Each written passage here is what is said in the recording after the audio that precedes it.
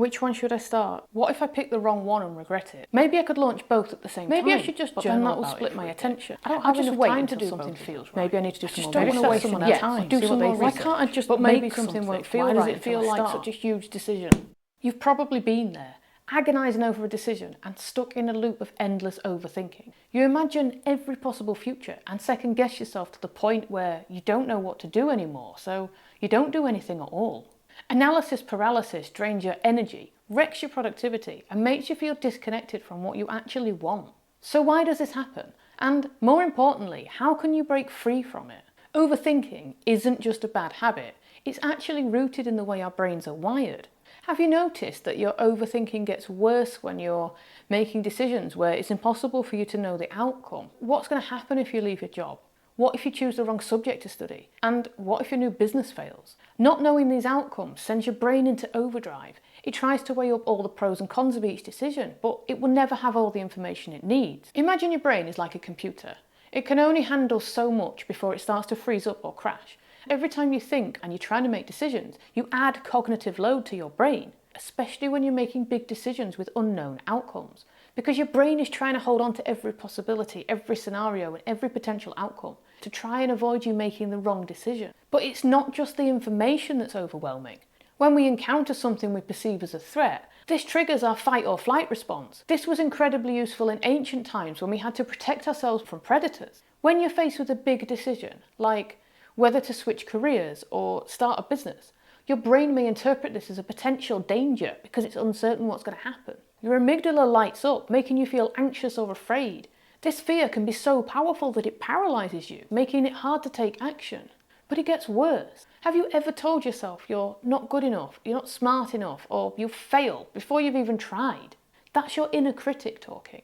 This is cognitive distortion, which is when our brains interpret reality in a negative and inaccurate way. Do you ever do any of these things?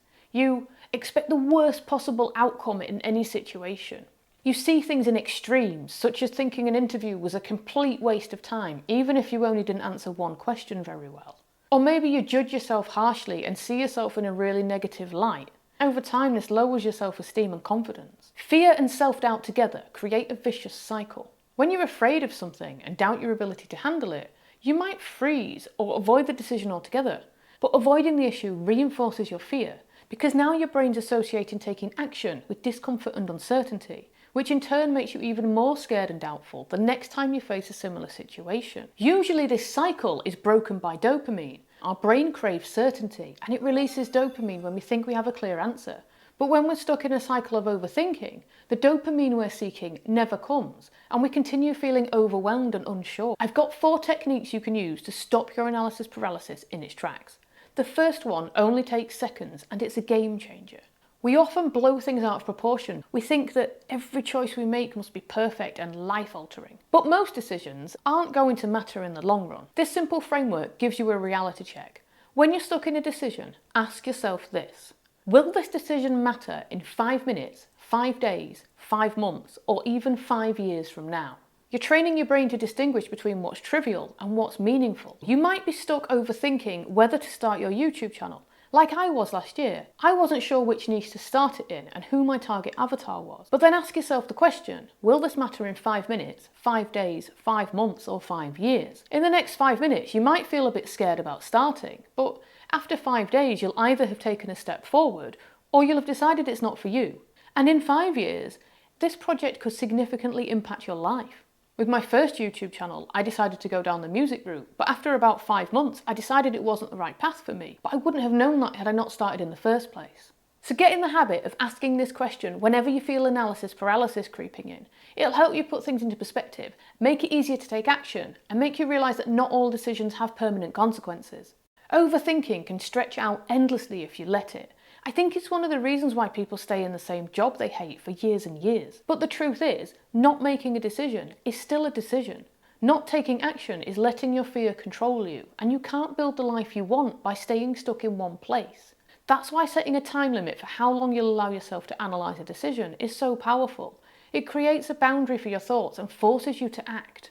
Say you've got 3 potential projects in mind, a YouTube channel, a podcast, or a TikTok account, but you're stuck weighing the pros and cons of each one, and weeks go by and you still haven't made any progress. Try setting yourself a deadline for the decision. So by the end of today, I'll choose one and I'll take the first step. Then break your decision into small chunks. Spend 15 minutes listing the pros and cons of each one, and 10 minutes thinking about which one feels the most exciting. Then take the first step towards setting that up. By the end of the day, you'll have taken action on a decision. But what if your deadline's here, and even though you've explored all the pros and cons, you still really don't know what to do? This is when I use an old decision-making technique that's been around for centuries. We know that thinking more about a decision can actually make it worse. So we need to disrupt that never-ending thought cycle and tap into something else, your gut instincts. The key to this exercise is telling yourself that whatever the outcome is, you will do it. You must convince yourself of this to give it some stakes and some meaning. Otherwise, this technique loses all its power. Grab a coin and label each side with a decision. As soon as your coin toss lands, you know how you really feel about that result deep down. If you find yourself disappointed or you're wanting to go for a best of 3, then you know you actually wanted to do the other thing. So if you tried thinking about the impact of your decision in 5 years' time, you've set a timer and you've tossed a coin and nothing has worked, then there is still something you can do. In fact, it's the same thing you do even if the other things did help you make a decision. When you're stuck in overthinking, it's easy to believe that the perfect solution is just around the corner. But here's the thing, there is no perfect solution, and over-planning or waiting for the solution to appear just keeps you stuck. So taking small actions, imperfect actions, is actually the best way to build momentum towards what you want. Even with tiny steps, the clearer things become. You might find that fear and self-doubt do rear their ugly heads again. What if I fail? What if it doesn't work out? But you don't want to spend all your time and energy worrying instead of actually trying. Some people talk about reframing the way you see failure as a way to get over this, but I don't think seeing things as failures is actually helpful either. The language we use to talk to ourselves is really powerful. If we keep telling ourselves we're failing over and over again, there's only so many times we're going to dust ourselves off, adapt and try again before giving up and just calling ourselves a failure. Instead, I think it's more powerful to see imperfect action as experiments. You're not committing to the perfect choice. You're testing something out and seeing how you feel, and you're seeing how it goes. Just by using the word experiment helps us step back from what we're doing and observe and reflect on it from a distance. Whether it goes well or not isn't a reflection on ourselves as a person. It doesn't mean we're a failure. We can analyse the experience just like a scientist, and if something doesn't work or we don't like it, we adjust and we try again. The most important thing is to start moving. Even if you're not sure, even if it feels uncomfortable, break the analysis paralysis. Action builds momentum, and momentum leads to clarity, confidence, and meaningful progress. To supercharge your progress towards your goals, check out this video here. Like if you found this video helpful, and thank you for watching.